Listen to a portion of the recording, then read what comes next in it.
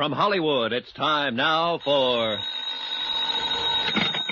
Johnny Dollar. This is Larry Comstock, Johnny, at Tri-Mutual Insurance.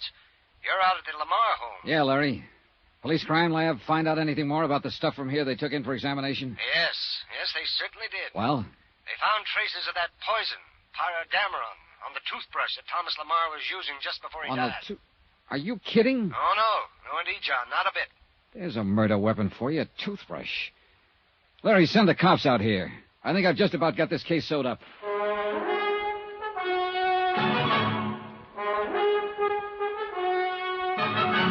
Tonight and every weekday night, Bob Bailey in the transcribed adventures of the man with the action-packed expense account, America's fabulous freelance insurance investigator. Yours truly, Johnny Dollar.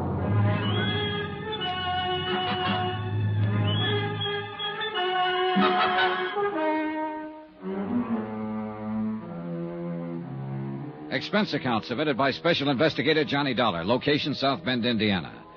To the Universal Adjustment Bureau, Hartford, Connecticut.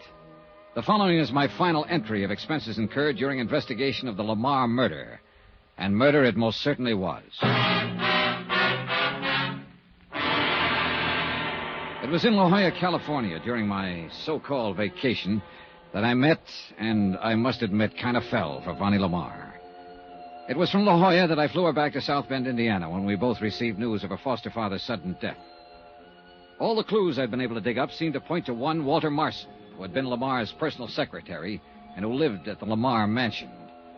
At his room there in the house, I found the one book in the world that described the poison, pyrodameron, that had killed Thomas Rene Lamar. Poison derived from a pretty little yellow flower, once raised on an island near Greece. The flower was sudden death in its pollen. Huh? You're Johnny Dollar, aren't you? Harrison the butler said you were up here. And you must be Walter Marson. What are you doing in my room? Let me ask the questions, Marson. Now, just a minute. Look, mister, you may as well know it. I'm an insurance investigator. So Harrison said, but I don't believe it. Right here. My credentials. Uh-huh. Oh, I see, but I thought... You thought I was just a boyfriend that Vonnie Lamar met in La Jolla and who just came back here with her to comfort her over the loss of her father. Yes, that's right. Well, you were wrong, mister. Or partly so. The main reason I'm here is to find out who murdered Thomas Lamar and why. And I think I found out. You have? Well, who, Mr. Dollar? Interesting book you've been reading here. Oh. Flora Exotica Mediterranea. Stolen from the Central Library over in Chicago, wasn't it? Well, yes. Yes, it was. Found a poison in it, didn't you, Marson? Pyrodameron. Deadly, quick, and hard to trace. So rare that the chances were pretty good it wouldn't even be recognized. But it was. Where'd you get it, Walter?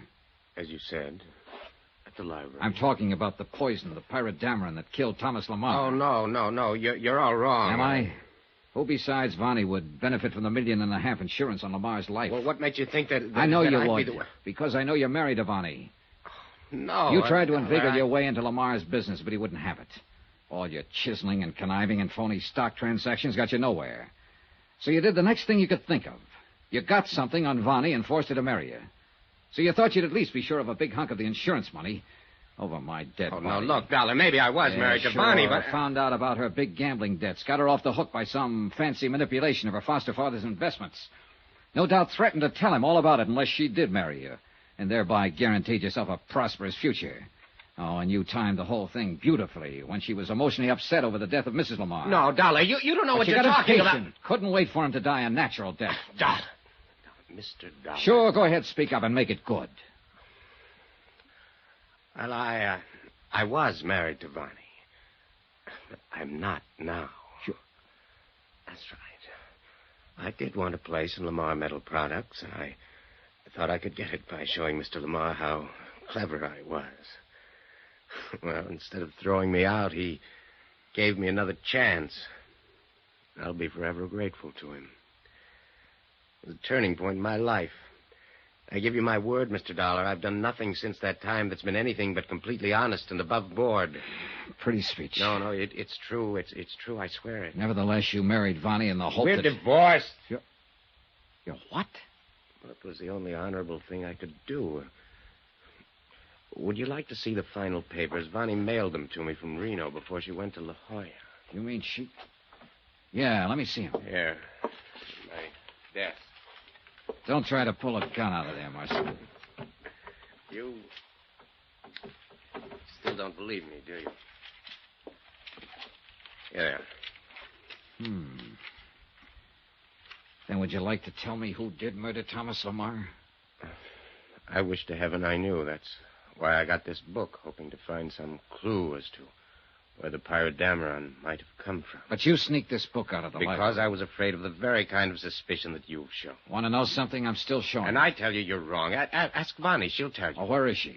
Harrison said you two had gone out together to make arrangements for the funeral. Yes, we did, and we came back together. But when Harrison told her that you were here to see her, she said she'd be back in a few minutes. Where did she go? Oh, she's still in the house somewhere, I think. Marson, just what is your relationship with Vonnie now? No, there never was any love between us. Our marriage was only on paper. Yeah? As the foster daughter of the man to whom I owe so much, it's my duty to do what I can for her. In spite of her... Whatever what? Oh, even to the end, we kept from him any knowledge of her dissipations, her drinking and gambling. I thought that was all over. Oh, no, she's more deeply in debt now than she's ever been. I'm thankful Mr. Lamar died without knowing. Well, I'll be. But with the insurance, of course, she'll be able to pay off. Marson, you're a dirty rat, and your accusation isn't very well veiled. Are you trying to say that I'm accusing Vonnie of the... murder? Oh... Mr. Dollar. Yeah, go on. This book. According to this, the plant from which Pirate Dameron is derived is now extinct. Unless somebody, somewhere, managed to salvage some seeds that were then planted. Yes, exactly. Lephra purpurus calendus, found only on a small Grecian island. I wonder if Dmitri would know. Dmitri? What's this sudden switch? Who's Dmitri? He's the old gardener. He's here on the estate. Come on, Marson, and bring that book. Before going out to the gardener's cottage, I asked Harrison where Vonnie had gone, and he told us he only knew that she was somewhere in the grounds, that her car was still in the driveway. I phoned Larry Comstock again, but he'd left his office, presumably to come out here. And I called the man I'd talked to earlier at the library. Of course I can. As I told you before, I keep a very close check on the books in that section. Let me see now. Yeah?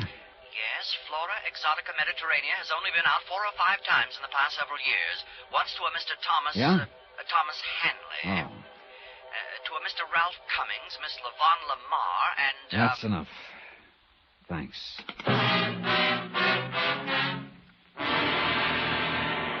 I tried not to show Marson how I felt as we walked out to the cottage of Dmitri, the old gardener. Could be nothing too nice for Mr. Lamar.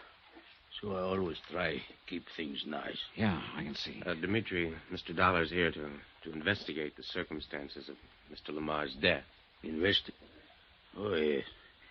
I hope you find who do this terrible thing to such a fine... Well, I want you to look at this book. Here. Did you ever see a flower like that? Oh, yes. Yes? Where? In old country. In Greece it used to be, but no more. You never saw it in this country? No, yes. Well, which is it? I should not say, because in old country is against the law. I don't know why. Well, I do. Go on, Dmitri. But I keep many of my nice seeds anyway. And some of them were for this flower? Yes. You don't mind? It is very pretty flower. Did you ever plant any of them? Oh, no, not I. Somebody else? She was always so nice to me. Vonnie? Miss Lamar? Look, sir. She even sent me gift on her trip last week. Dmitri. Look. You call it toilet case. See? It have soap and toothbrush and comb. Dollar, look, that toothbrush. I am looking. The yellow stain on the bristle's the same color as the flower on this deadly plant. So pretty. She said her father one of these two. Oh, Dollar, I'm sick. You sick, poor so man? Crude, so corny, and so obvious it would never be noticed. And she was safely a couple of thousand miles away beyond any possible suspicion when Dmitri, Yes. Did she plant any of these seeds you gave her? She often plant many kinds. Where? Show us. In the morning, maybe. He's getting pretty dark now. Now. Come on. Come on, Marson. Yeah. You must not tell her I show you. She always keep her little garden secret. She not even think I know. She very sweet girl. Yeah, very. But now... Hey, oh, wait. Huh? She there now, cultivating. Cultivating? With a shovel? Dimitri, go back to your cottage and stay there. Oh, you want... Come on, Marson. She's digging. And I think I know why. She sees us. Go back. Go away, both of you. Stay here. I want to talk to you, Vonnie. What are you doing? What I'm doing is... I'm burying the little garden that was mine for Daddy. Little personal things, Johnny, that I grew with my own hands for him alone. And now that he's gone, this would be only one more bit of memory. Please, leave me, Johnny, to finish. Wait, Vonnie. What? Before you turn under that little yellow flower. Here, I'll show you. No, Johnny, don't touch it. Here. Source of a poison called pyrodameron. How did you know? Here, look. Oh, no, you don't. I'll kill you, too. I'll kill you. Oh, nobody, no! Oh, Walter. Walter, help me. Help you! Johnny was in love with me, but I turned him down, and he came out here and... Oh, good, Vonnie. I hate you. I hate you both. Everything would have been all right if you hadn't come along. I hate you. Listen, Johnny. $1 million. $1.5 million. You and I could... Oh, you dirty... No, Johnny, please don't. Please.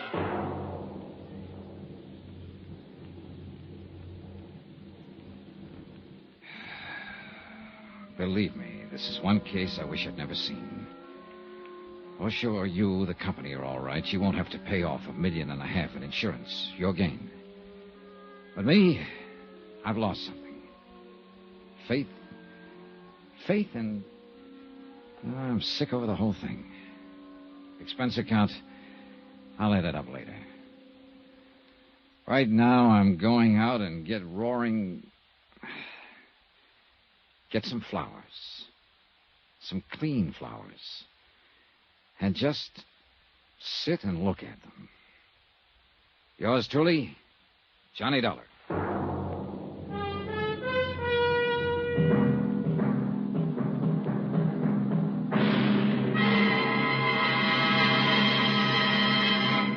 Now, here's our star to tell you about next week's exciting story. Next week, tell me, did you ever wake up from a pleasant dream to find a smoking gun in your hand and 2 bodies at your feet? Well, I have. Join us next week, and I'll tell you about it. Yours truly, Johnny Dollar. Yours truly, Johnny Dollar, starring Bob Bailey, is transcribed in Hollywood. It is produced and directed by Jack Johnstone, who also wrote this week's story. Heard in the cast were Virginia Gregg, Lawrence Dobkin, Harry Bartell, Eric Snowden, Howard McNair, John Daner, Gene Tatum, Joseph Kearns, Paul Richards, and Jack Moyles. Musical supervision by Amerigo Marino. Be sure to join us on Monday night, same time and station, for another exciting story of yours truly, Johnny Dollar. Roy Rowan speaking.